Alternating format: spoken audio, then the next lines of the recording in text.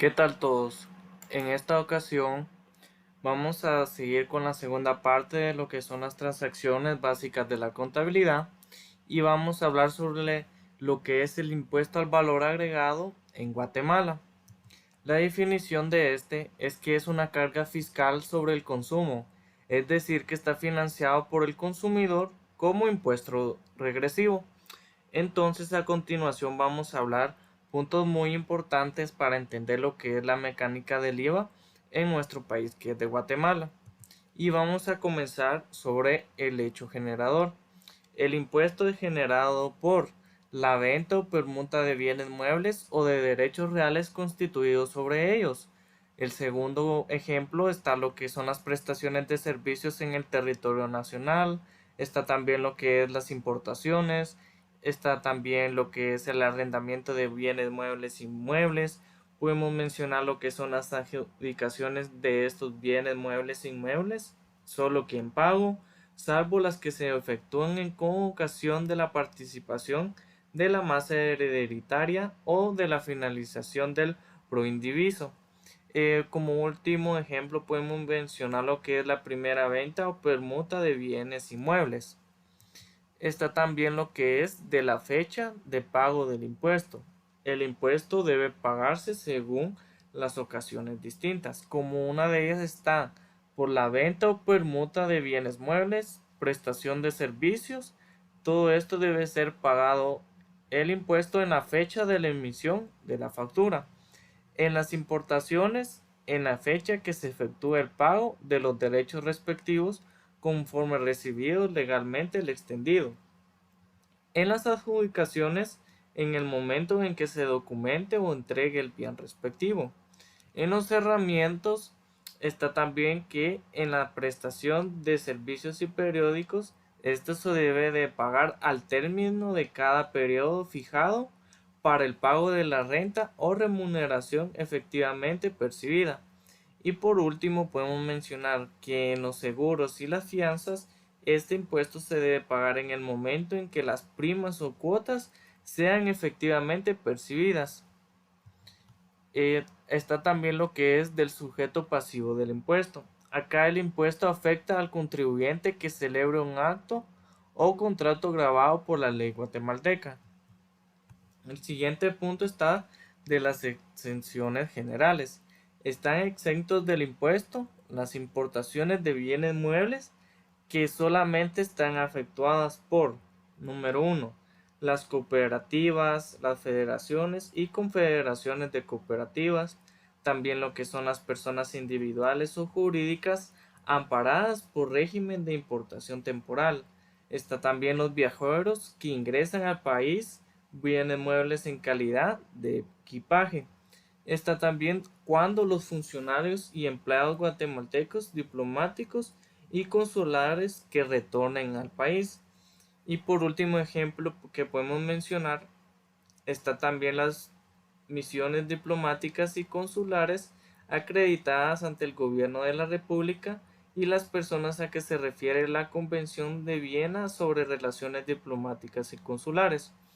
Está también en el siguiente punto son los servicios que presten las instituciones fiscalizadas por la Superintendencia de Bancos y las bolsas de valores autorizadas para operar en el país.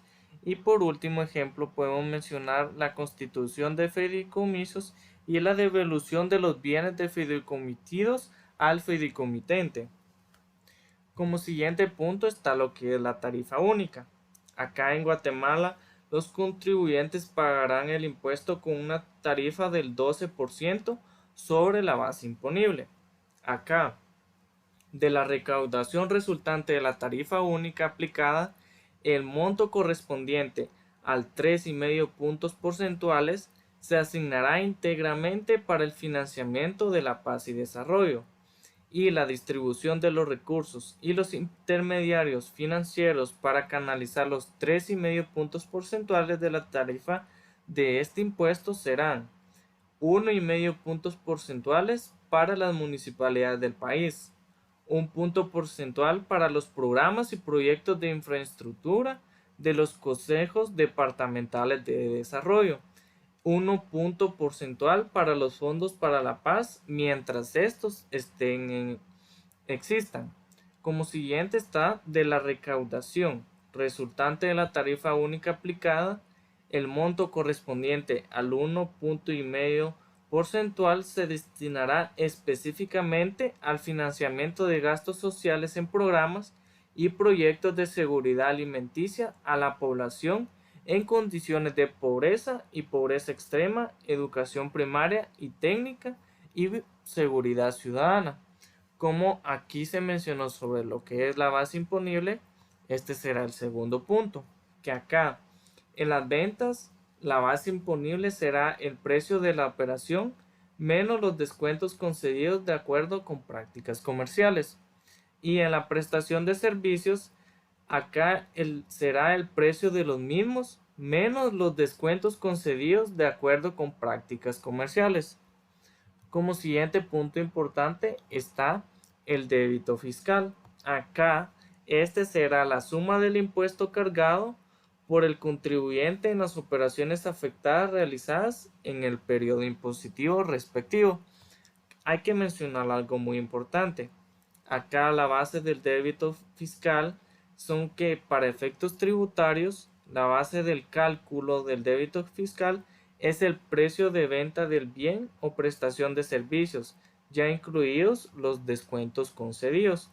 En los servicios de espectáculos públicos, teatros y similares, los contribuyentes deben emitir la factura correspondiente.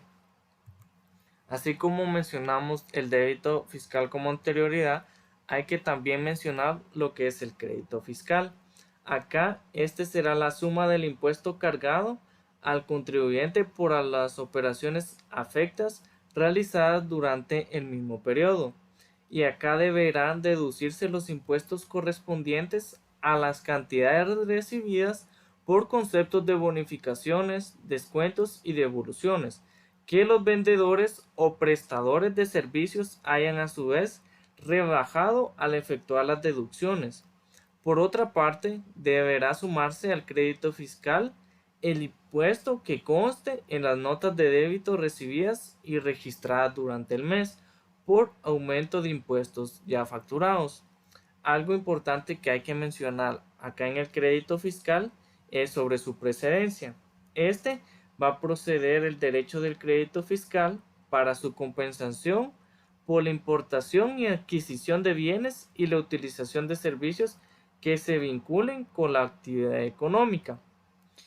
Asimismo, tanto las notas de débito o crédito, según éstas se vayan a corresponder, deberán registrarse en la contabilidad del vendedor de bienes o prestador de servicios dentro del plazo de 2 meses, constatados a partir de la fecha en que fue emitida la factura, que será modificada o cancelada por medio de los diferentes documentos que se han referido, en los cuales deberá consignarse tanto el número y la fecha de la factura por las que se emitieron.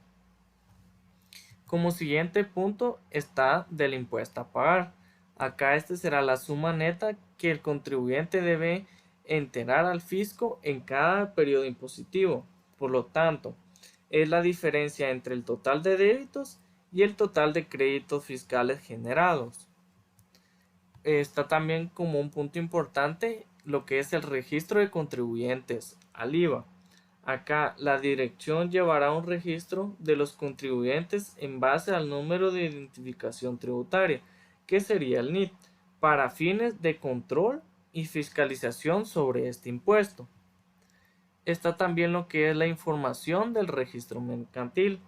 Acá el registro mercantil deberá proporcionar a la dirección, dentro de los primeros 10 días hábiles de cada mes, una nómina de los comerciales individuales y sociales que se hayan inscrito en el mes calendario anterior. Está también lo que es la información de la Dirección General de las Aduanas.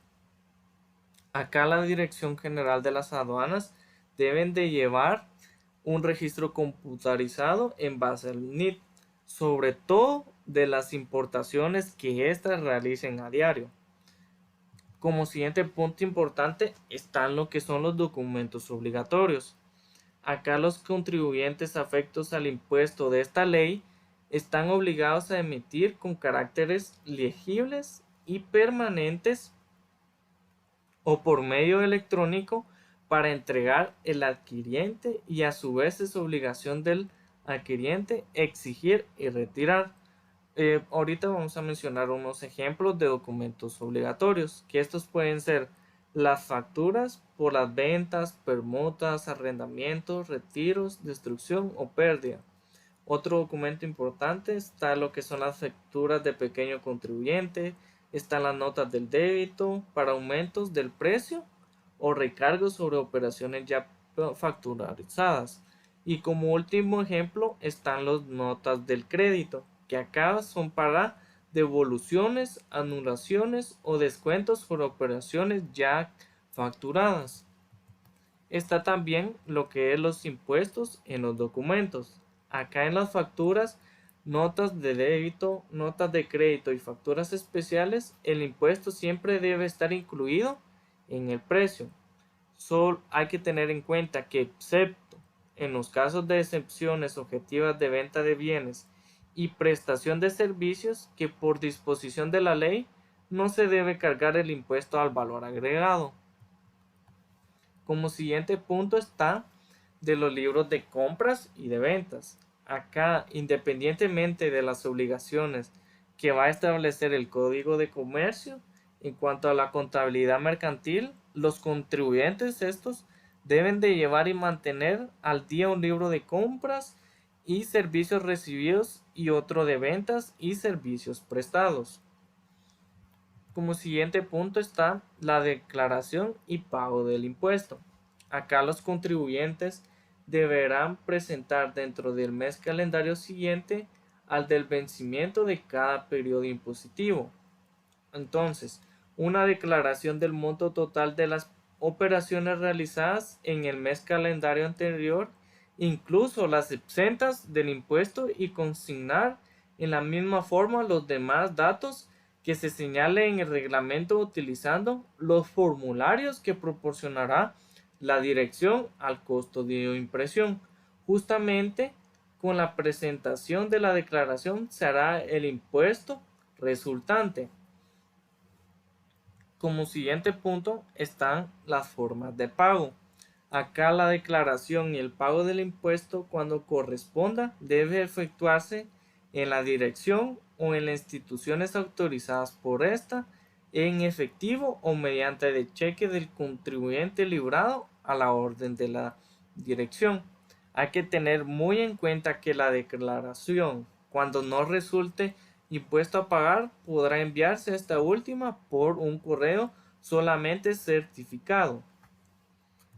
Entonces tenemos lo que son los regímenes de pequeño contribuyente.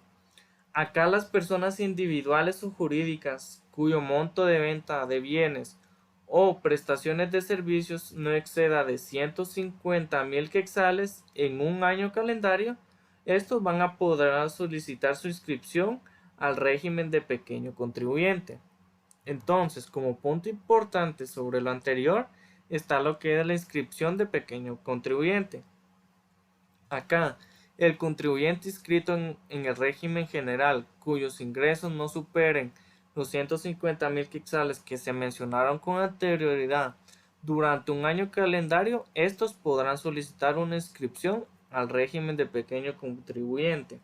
Entonces, la administración tributaria lo inscribirá dándole aviso de sus nuevas obligaciones por los medios que estime convenientes y el periodo mensual a partir del cual inicia en ese régimen. Entonces está lo que es la tarifa del impuesto del régimen de pequeño contribuyente. Acá la tarifa aplicable para este personaje será de 5%, sobre todo los ingresos brutos totales por ventas o prestación de servicios que obtengan al contribuyente inscrito en este régimen en cada mes calendario. Y por último están las obligaciones del régimen de pequeño contribuyente. Acá están obligados a emitir siempre facturas de pequeño contribuyente en todas sus ventas o prestaciones de servicios mayores de 50 quetzales, Ojo, que cuando se trate de ventas o prestación de servicios menores a 50 quetzales, podrá consolidar el monto de las mismas en una sola, que debe emitir al final del día, debiendo conservar el original y en copia de su poder. Entonces estos fueron los puntos más importantes que debemos de tener en cuenta lo que es el IVA en Guatemala. Entonces a continuación, como podemos observar, hay un ejemplo de cómo calcular el IVA. Por ejemplo, tenemos un precio facturado de 350 como podemos observar. Para saber cuánto es el IVA que tiene esos 350, lo multiplicamos por 12 y lo dividimos por 112. Y el resultado va a ser 37.5. ¿Qué quiere decir? Que el IVA que tiene los 350 es 37.50. Y para saber el precio del producto, lo que podemos hacer es que los 350 los multiplicamos por 100 o los dividimos dentro de eso y lo dividimos dentro de 112, dándonos un resultado de 312.50. Entonces, a la hora de verificar 312 más 37.50, nos podemos dar cuenta que el precio facturado nos da 350 como lo fue aquí originalmente. Entonces esta sería la conclusión del segundo video de lo que son de las transacciones básicas de la contabilidad. En el siguiente video, que sería la tercera parte, vamos a hacer un ejercicio con diferentes partidas contables. Everybody get your fucking hands up.